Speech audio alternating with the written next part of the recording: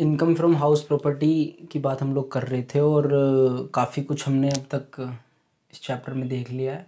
Last time मैंने आपको एक क्वेश्चन कराया था, एक नहीं 2-3 क्वेश्चन कराए थे, ठीक है ना। और अनरियलाइज रेंट तक हम लोगों ने वो कवर करा था। आई थिंक नहीं भी करा था, कोई बात नहीं, न्यूमेरिकल्स की वीडियो आगे आएगी। हल्का सा आगे बढ़ते हैं चैप्टर में। इंटरेस्ट ऑन लोन की आज हमें हालांकि बात करनी है। किसकी? इंटरेस्ट ऑन लोन की। एक डिडक्शन है ये सेक्शन 24B में जो दी जाती है, जिसका नाम क्या होता है? Interest on loan. एक तो दी जाएगी 30% ऑफ AV या NAV। आप लोगों ने अगर मेरी लास्ट वाले लेक्चर्स देखे हैं तो ये दोनों चीज़ें मैंने आपको बताई हुई हैं। 30% ऑफ NAV ये दी जाती है सेक्शन 24A में, और इंटरेस्ट ऑन लोन दिया जाता है सेक्शन 24B में, है ना। ये सब चीज़ें आपने देख रखी हैं। इससे पहले जरा सी बात कर लेते हैं किसके बारे में, एक फॉर्मेट के बारे में। कौन सा फॉर्मेट सर? क्या रह गया था? एक चीज़ छोटी सी रह गई थी। मैंने आपको शायद computation of income from house property बताया था, सेल्फ ऑक्यूपाइड प्रॉपर्टी का। किसका? नहीं बताया? मैंने बताया होगा लेट आउट प्रॉपर्टी का। किसकी बात कर रहा हूँ मैं? लेट आउट प्रॉपर्टी की। ध्यान से सुनो। प्रॉपर्टी यहाँ पर ना इस चैप्टर में दो तरीके की हो सकती हैं। पहली प्रॉपर्टी हो सकती है आपकी, किससे रिलेटेड हो सकती है वो? या तो वो आपने क्या कर रखी हो, किराए पर दे रखी हो, यानी कि वो क्या हो, लेट आउट प्रॉपर्टी हो, है ना। या फिर वो क्या हो, सेल्फ ऑक्यूपाइड प्रॉपर्टी हो। सेल्फ ऑक्यूपाइड का मतलब सर, सेल्फ ऑक्यूपाइड का मतलब है सर खुद के किसी यूज में आ रही है वो, चाहे हमारा वहाँ पर बिजनेस चल रहा हो, चाहे वहाँ पर हम खुद रहते हों हमारे पर्पज़ के लिए, मतलब that is not let out. वो हमारी किराए पर नहीं दी हुई, वो होती है हमारी दूसरे नंबर की प्रॉपर्टी। फर्स्ट नंबर पर हम लेट आउट प्रॉपर्टी की हमने बात करी हुई है और इसके फॉर्मेट की भी बात करी हुई है। सेल्फ ऑक्यूपाइड प्रॉपर्टी के केस में इनकम टैक्स जो देना होता है, यानी कि इनकम कैसे निकलते हैं हाउस प्रॉपर्टी की, वो हमें देखनी है। Means competition of income from house property, ये हम लोगों को आज देखना है, ठीक है। थोड़ा सा मतलब पहले देख लेते हैं इसमें निकलती कैसे, फिर इंटरेस्ट ऑन लोन की बात करेंगे, समय बचा तो, ठीक है उसके जैसा ही, लेकिन चेंजेस हैं और काफ़ी अच्छे लेवल पर चेंजेस हैं। क्या चेंजेस हैं सर? देखो सुनो, सबसे पहली चीज़ जो हम क्या निकालते थे इसमें, ग्रॉस एनुअल वैल्यू। क्या निकालते थे? Gross annual value. यहाँ पर क्या होगी? वो नील होगी। आपको ग्रॉस एनुअल वैल्यू निकालनी ही नहीं होती है इस केस में। किस केस में? जहां केस आ जाए सेल्फ ऑक्यूपाइड प्रॉपर्टी का। लिख लेना, हम यहाँ पर किसकी बात कर रहे हैं आज? कौन सी प्रॉपर्टी की बात कर रहे हैं? सेल्फ ऑक्यूपाइड जो प्रॉपर्टी है, हम उस प्रॉपर्टी की यहाँ पर आज बात कर रहे हैं। Gross annual value will be nil in the case of self occupied property. Minus करते थे इसमें से हम दो चीजें। पहली चीज म्यूनिसिपल टैक्स, वो भी क्या होगा? माइनस होगा। लेकिन माइनस क्या, वो भी नील होगा जो हम माइनस करते थे, ठीक है। अनरियलाइज रेंट का यहाँ चक्कर ही नहीं होगा। क्यों नहीं होगा सर अनरियलाइज रेंट? एक बात बताओ भाई, अनरियलाइज रेंट क्या होता था? अनरियलाइज रेंट होता था जो रेंट जो हमें मिला नहीं है। यहाँ तो हमने एसिटी अपनी किराए पर नहीं दे रखी, तो रेंट में क्यों मिलेगा?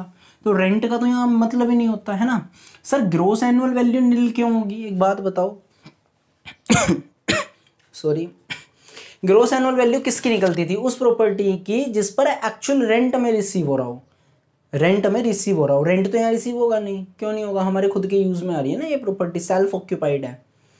मालिक ने खुद के यूज के लिए, जहां जिस घर में आप बैठे हो, क्या आपने वो भाड़े पर दे रखा है? नहीं, आप खुद रह रहे हो ना उसमें, उसकी हम इनकम निकाल रहे हैं। अब क्लियर हुआ थोड़ा सा? तो रेंट नहीं मिलेगा तो कंपैरिजन नहीं होगा, ग्रॉस एनुअल वैल्यू नहीं निकलेगी। इन दोनों को हम ट्रीट करने के बाद पहुंचते थे अपने NAV पर। कोई दिक्कत, कोई शक नहीं सर? ध्यान रखना, कोई आएगी क्या अमाउंट? बिल्कुल नहीं आएगी, कतई कोई अमाउंट नहीं आएगी, नील आएगा। नील आएगा यहाँ पर। NAV की अगर मैं बात करूं तो नील आएगा। और डिडक्शन हम देते थे लेस डिडक्शंस अंडर सेक्शन 24, है ना, देते थे। कौन कौन सी? 24A और 24B। 24A में क्या देते थे हम? 30% ऑफ NAV, जो कि वो क्या होगी? नील। क्योंकि भाई नील है, मतलब नील का मतलब क्या? जीरो। जीरो का 30% भी जीरो, इतना तो आता है, तुम्हें मैथ्स पढ़ा है तुमने, जीरो का 30% भी जीरो। हाँ यहाँ देखना पड़ेगा बस interest on loan.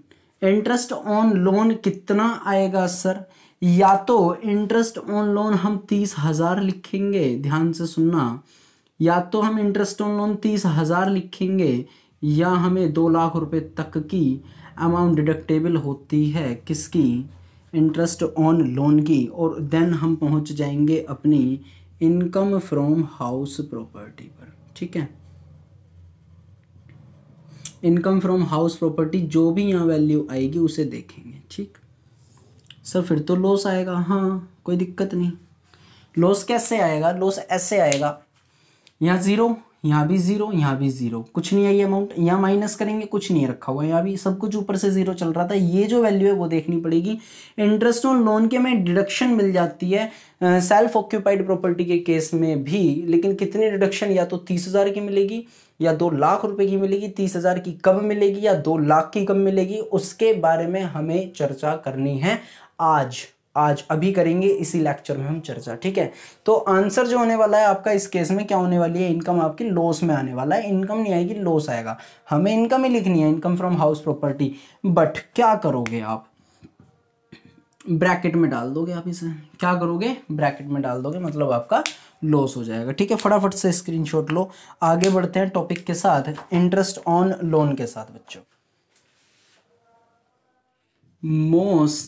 Most important topic interest on loan. Interest on loan जो है आपका बहुत ही ज़्यादा इंपॉर्टेंट टॉपिक है इस चैप्टर के पॉइंट ऑफ व्यू से। क्यों सर, इसके बिना आप क्वेश्चन ही नहीं कर पाओगे।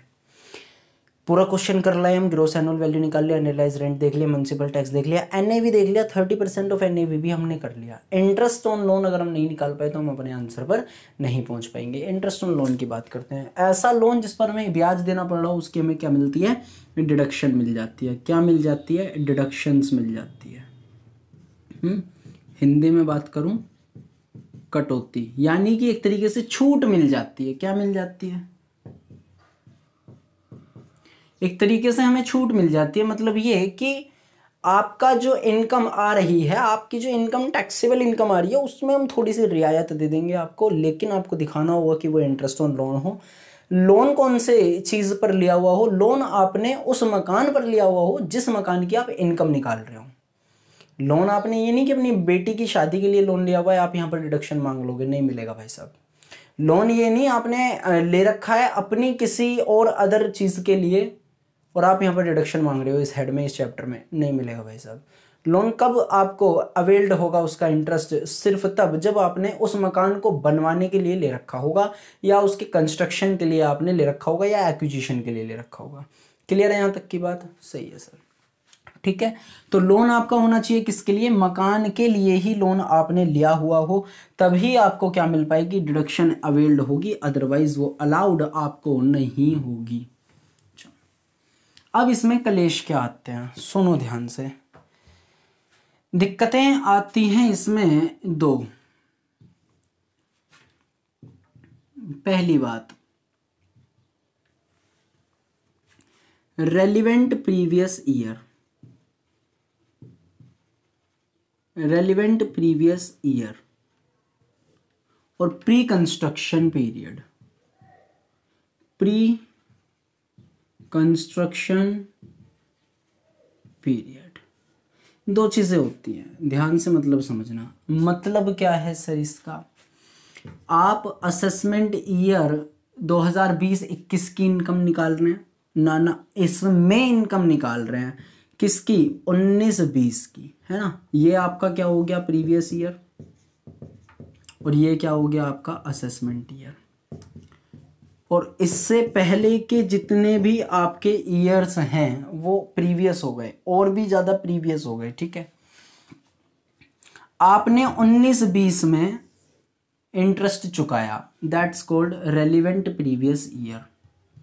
रेलिवेंट प्रीवियस ईयर यानी कि आपने जिस ईयर की आप इनकम निकाल रहे हैं, लाइक 1920 की आप अगर इनकम निकाल रहे हैं तो 1920 में आपने इंटरेस्ट कितना पेड करा, ये मैटर करता है। That's called relevant previous year. क्या कहलाता है वो? Relevant previous year.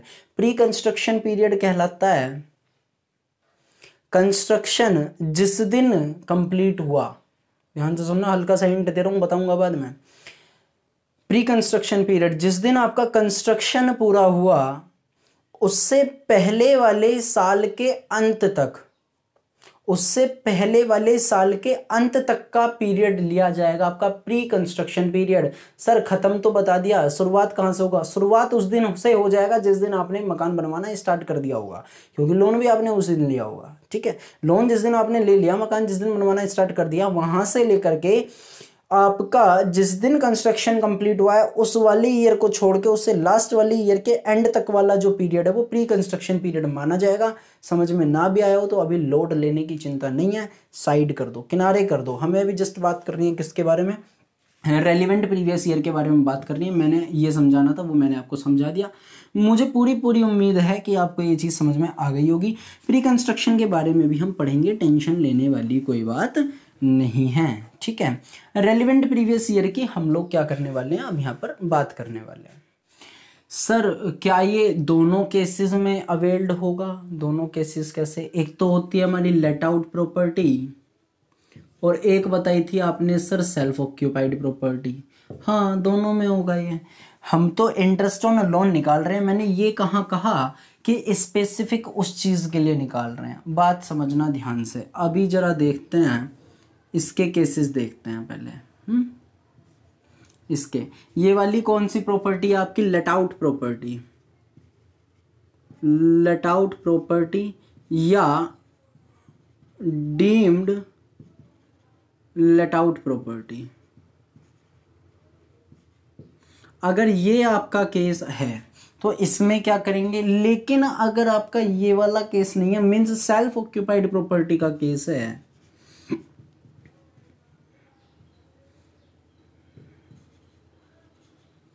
Self occupied property का केस है, तो हम क्या करेंगे, सुनो मेरी बात। अगर ये वाला आपका केस है तो जितना भी आपका इंटरेस्ट ऑन लोन बनता है, जितना भी आपका इंटरेस्ट ऑन लोन बनता है इन the case of let out property, जितना भी हो, 1 रुपया हो, चाहे 1 लाख रुपए हो, चाहे 1 करोड़ रुपए हो, डजेंट मैटर। मैटर क्या करता है? सेल्फ ऑक्यूपाइड प्रॉपर्टी नहीं होनी चाहिए। अगर आप कैलकुलेशन कर रहे हैं किस केस में, लेट आउट प्रॉपर्टी के केस में, तो लेट आउट प्रॉपर्टी के केस में कोई भी ऐसी अमाउंट स्पेसिफिक नहीं है। 100% amount for interest on loan will be deductible. I am just writing, लिख रहा हूं मैं इसे यहाँ पर, देखो 100%, या आप कह दो कि एंटायर अमाउंट, एंटायर मतलब संपूर्ण राशि जो होगी किसके लिए, इंटरेस्ट ऑन लोन के लिए, इंटरेस्ट ऑन लोन के लिए is deductible, is deductible. Deductible का क्या मतलब है कि आप उसे माइनस कर सकते हैं, आप उसे माइनस कर सकते हैं। ऐसा कुछ नहीं है कि आप उसे माइनस नहीं कर सकते, जितना भी हो जाए, 2 रुपये हो जाए माइनस कर दो। केस किसका होना चाहिए, बस लेट आउट प्रॉपर्टी का होना चाहिए, यानी कि आपने जो अपनी संपत्ति है वो भाड़े पर दे रखी हो, उसके केस में आप क्या मांग रहे हो, डिडक्शन मांग रहे हो गवर्नमेंट से, छूट मांग रहे हो गवर्नमेंट से, कटौती मांग रहे हो आप गवर्नमेंट से, किसके लिए, इंटरेस्ट ऑन लोन के लिए। एक ही बात याद रखनी है, लोन जो लिया हुआ हो ना भाई साहब, वो आपके मकान के पर्पज के लिए ही लिया हुआ हो, ठीक है, एनी अदर पर्पज नहीं होना चाहिए। बस 100% इंटरेस्ट ऑन लोन क्या होगा, वो माफ हो जाएगा आपके लिए रेलिवेंट प्रीवियस ईयर का, ध्यान रखना, रेलिवेंट प्रीवियस ईयर का। लेकिन जब आप जाओगे सेल्फ ऑक्यूपाइड प्रॉपर्टी के केस में, किसमें सर, सेल्फ ऑक्यूपाइड प्रॉपर्टी के केस में, तो आपको कुछ शर्तें निभानी होंगी। क्या शर्तें निभानी होंगी सर?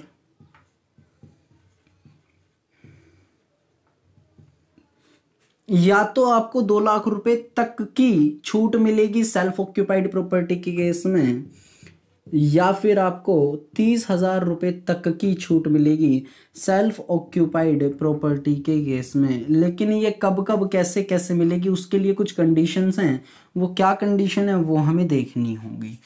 ध्यान से बात समझना, मात्र 3 कंडीशन है, ज़्यादा कोई भारी कंडीशंस इसमें नहीं है, बहुत सिंपल सिंपल सी है, मैं उसे लिख रहा हूँ, है ना। क्या कह रही हैं ये 3 कंडीशन, कब मिलेगा 2 लाख रुपए तक की जो अमाउंट है उसकी जो डिडक्शन है कब मिलेगी। अगर 3 कंडीशन आपने फुलफिल कर ली तो आपको 2 लाख रुपए तक की अमाउंट जो है वो डिडक्टेबल आप कर सकते हैं इंटरेस्ट ऑन लोन की। अगर नहीं है सर वो कंडीशन पूरी तो भैया बस फिर 30,000 तक की ही अमाउंट आप क्या कर सकते हैं इंटरेस्ट ऑन लोन की इन the case of self occupied property आप डिडक्टेबल कर सकते हैं। कौन सी 3 कंडीशन है समझते हैं एक एक करके। कंडीशन नंबर पहली, loan is taken for acquisition और कंस्ट्रक्शन ऑफ हाउस। वो ये कह रहे हैं कि लोन जो लिया हुआ हो वो घर के एक्विजिशन, मतलब उस पर एक तरीके से एक्विजिशन कब्जा करना होता है, वैसे लिटरली मीनिंग उसका जो है एक्विजिशन मतलब एक्वायर्ड करना, किसी चीज़ को परचेज करना, खरीदना, है ना। एक्विजिशन के लिए ले रखा हो या कंस्ट्रक्शन के लिए ले रखा हो। कंस्ट्रक्शन मतलब आप समझते हैं बनवाने के लिए ले रखा हो।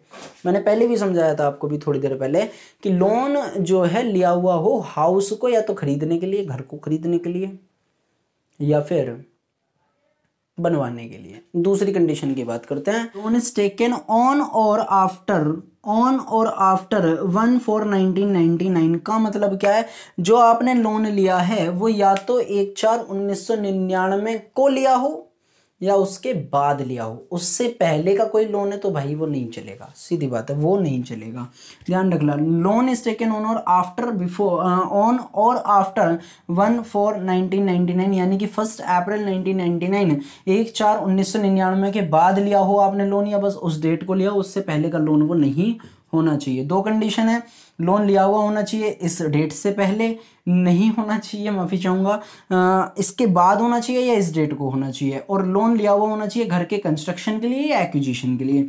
तीसरी वाली कंडीशन पे आते हैं, construction must be completed with in 5 year from the end of the year in which the loan was taken. मतलब क्या है इसका, मतलब यह है कि जिस दिन आपने लोन लिया है उस दिन से लेकर के आपका जो कंस्ट्रक्शन है वो 5 सालों के अंदर कंप्लीट हो जाना चाहिए। कंस्ट्रक्शन मस्ट बी कंप्लीटेड, आवश्यक है कि वो कंप्लीट हो जाना चाहिए विद इन 5 ईयर, 5 सालों के साथ में ही, बस वो 5 सालों के अंदर अंदर ही कंप्लीट हो जाना चाहिए। From the end of the year, उस दिन के एंड तक हम ले रहे हैं, मतलब एंड से, in which the loan was taken, जिस दिन वो क्या हुआ था लोन लिया गया था। 5 सालों के अंदर आपका कंस्ट्रक्शन वो कंप्लीट हो जाना चाहिए। ये नहीं होना चाहिए आपने भैया लोन ले लिया ठीक है मालिक हमारा तो कंस्ट्रक्शन ही नहीं पूरा हुआ, आप बस छूट की डिमांड करते जा रहे हैं, ऐसे नहीं होगा भाई। 3 कंडीशन उन्होंने बड़ी सिंपल सी हैं, ज़्यादा कोई याद रखने में इसमें कठिनाई आपको नहीं होगी। पहली कंडीशन, लोन लिया हुआ हो एक तो घर के लिए या तो उसे कंस्ट्रक्शन कराने के लिए या एक्विजिशन कराने के लिए। दूसरी और बेहद आसान, 1/4/1999 को लिया हुआ हो लोन या उसके बाद लिया हुआ, उससे पहले का लोन नहीं होना चाहिए, क्लियर।